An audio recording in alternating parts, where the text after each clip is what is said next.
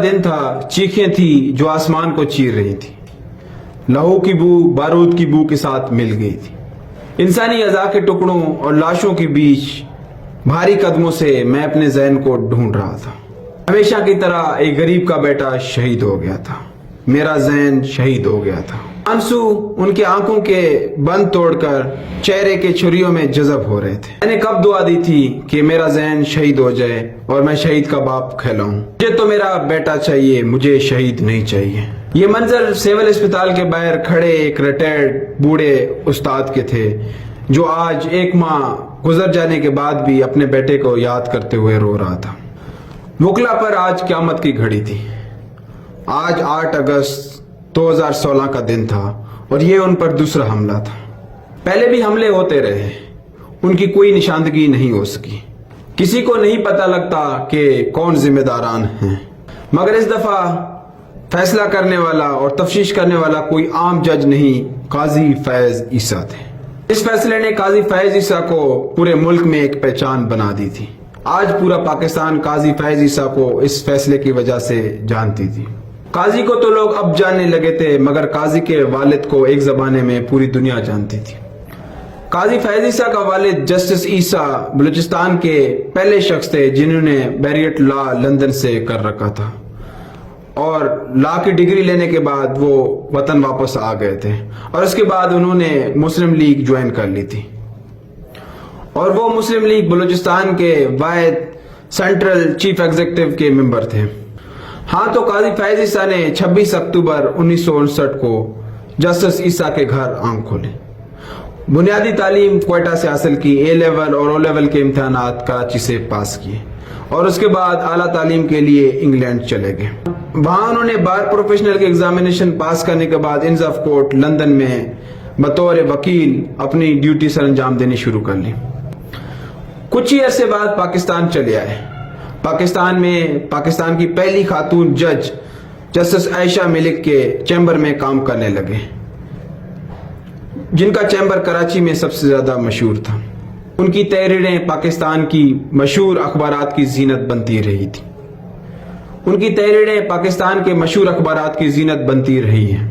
काजी फैज ईसा मुशर्रफ के दौर में कई सारे जजेस के सामने पेश होने से इनकारी रहे और उनका इस हवाले से ये ख्याल था कि मैं उन जजेस के सामने पेश होने से इनकारी हूं जो आइन के तौहीन करते हों और उनका इस हवाले से ये कहना था कि मैं उन जजेस के सामने पेश होने से इनकारी हूं जो आइन के तौहीन करते हों।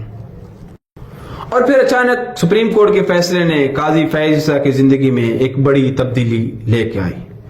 जब सुप्रीम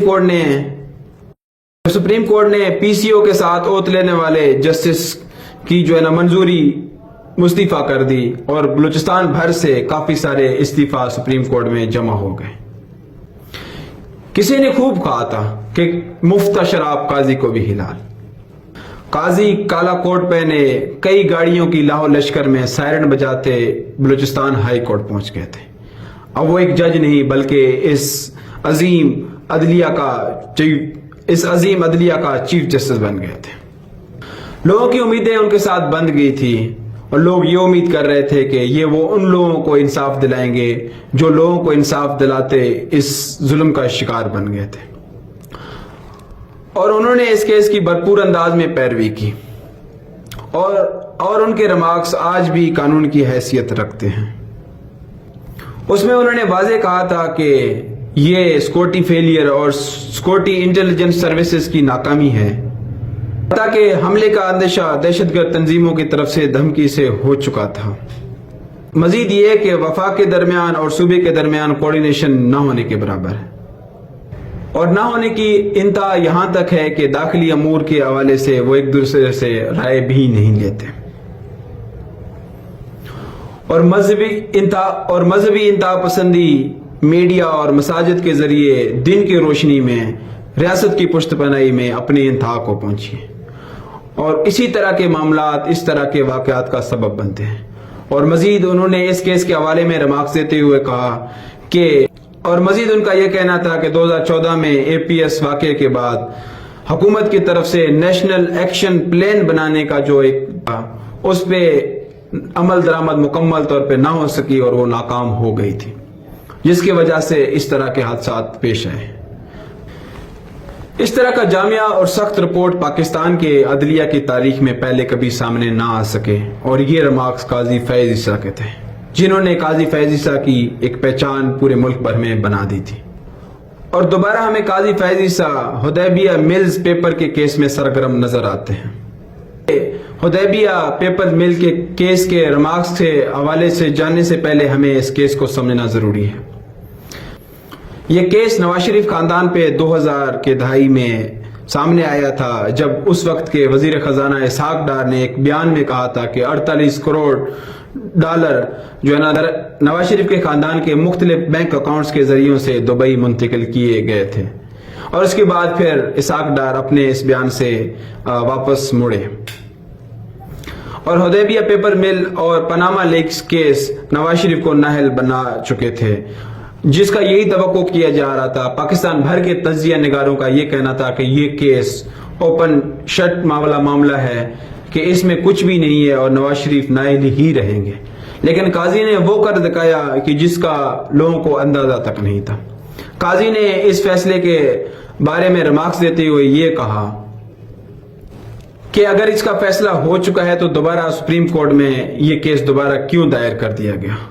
और इसके अलावा उनके ये कहना था कि इस केस को मीडिया रिपोर्ट नहीं करेगी, क्योंकि मीडिया नहीं जानती कि कानूनी हकायक क्या है।